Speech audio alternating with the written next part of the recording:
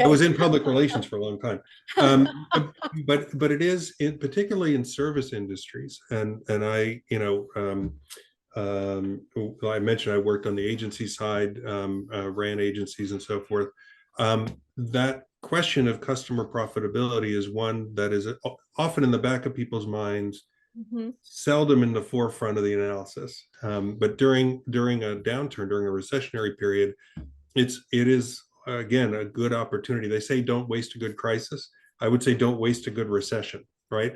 And so in a period of a constricting economy, it's very good practice to use that as a catalyst to look at some of the fundamentals, to understand what your costs are, and importantly, to your point, understanding which of your clients are actually your best clients from a profitability standpoint. And there may be some things that need to change. For example, in time-based service businesses, legal, accounting, marketing, and communications, it may be that there's a discovery that you've been over servicing this client to such a great extent and writing off so much time that client truly isn't profitable and may truly be better served elsewhere, or at least more profitably served someplace else. Or it So, may be that some practices need to change to recover more of the investment that's being made in that client. so this is the diligence in the business that it is interesting as we go in to companies, large, medium, and small. We have some of the best and brightest operating and running and leading these companies.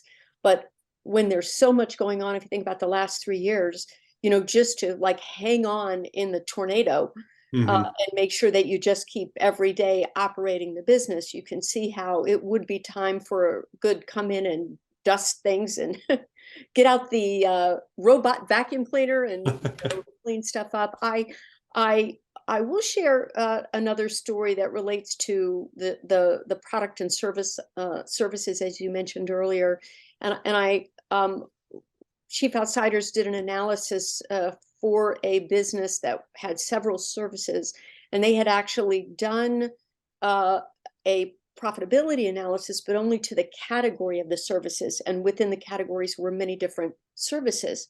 And so we suggested, and we actually ran a contribution margin or just a margin Mm-hmm. analysis on each service, and realized that one of the highest volume services, which also required, it created the most revenue, but also used the most human resources, because a technician was involved every time an order, a volume was placed, and created very little value, very little profit in the company.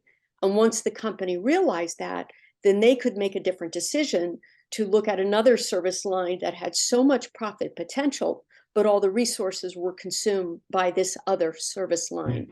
I like to call that shopping in your own closet. That's in-house. You don't have to create a new product or service.